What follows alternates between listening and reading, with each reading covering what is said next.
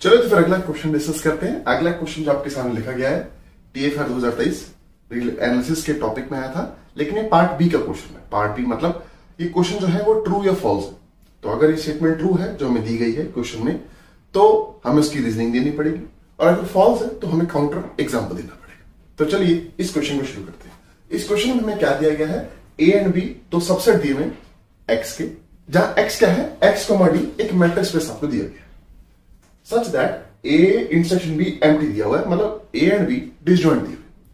तो इन दोनों को देने के बाद वो कहता है कि क्या ये दोनों कंडीशंस इनफ है ये कहने के लिए कि अगर हम इन्फिमम निकालें किसका, अगर आप देख पा रहे अपने क्वेश्चन में इन्फिमम निकालें किसका, डी ऑफ एक्स वाई का, जहां पे एक्स कहां से आए, आपके सेट ए से आए, एंड वाई कहां से आए, आपके सेट बी से आए।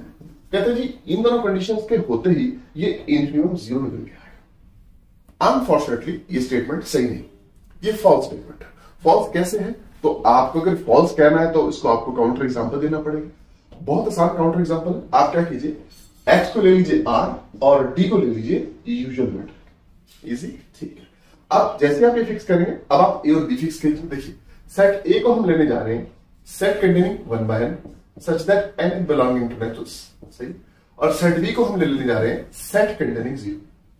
अब पहली बात आई एम होपिंग आपको क्लियर है कि इन दोनों में कुछ भी कॉमन नहीं है ना, क्योंकि आप n को यहां पे कोई भी नेचुरल नंबर डालेंगे 1 by n एग्जैक्टली कभी 0 होगा नहीं।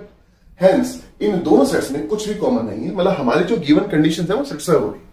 अब हम शो करेंगे इन दोनों के डिसजॉइंट होने के बावजूद जो इन्फिमम निकल के आ रहा है वो आपके पास जो निकल के आएगा वो नॉन जीरो निकल के आएगा। उसने क्या कहा था, उसने सवाल पे कहा था नॉन जीरो आएगा, ठीक है, सवाल नॉन जीरो था, ठीक है। उन्होंने कहा था कि अगर ये कंडीशन सेटिस्फाई हो रही है तो इन्फिमम इस सेट का नॉन जीरो निकल के आएगा। हम शो करेंगे कि नहीं, नॉन जीरो नहीं, जीरो भी आ जाएगा, जिससे स्टेटमेंट फॉल्स हो जाएगी। देखिए अब सारी कंडीशन सेटिस्फाई हो रही है, तो अब देखिए जब आप ए और बी के एलिमेंट्स के बीच में डिस्टेंस निकालेंगे तो डिस्टेंस कैसे निकालेंगे, यूजुअल तरीके से। तो आप देखेंगे ये जो हमारा सेट निकल के आएगा, ये वाला सेट, ये सेट क्या निकल के आएगा, यहाँ पे यूजुअल हो जाएगा, तो ये चीज निकल के आएगी। आप सेट ए से आर्बिट्री एलिमेंट ले, सेट ए का आर्बिट्री एलिमेंट ऐसा दिखता है 1 by n, ठीक है, और सेट बी से आर्बिट्री एलिमेंट ले, वहां तो आर्बिट्री एलिमेंट है ही 0, तो लेने की जरूरत नहीं, तो वैसे ले लेते हैं, लिखने को ऐसे आ जाएगा। क्योंकि अभी हम यूजुअल मैट्रिक के अंडर काम कर रहे हैं, तो इस तरीके से दूरी नापी जाएगी, ठीक है, सच दैट n कहां से आएगा, n तो नेचुरल नंबर से आ रहा है, ठीक है, तो हमें देखिए, ठीक है, क्योंकि 1 by n ए से आएगा ना, तो n नेचुरल नंबर से आएगा, दैट्स ऑल।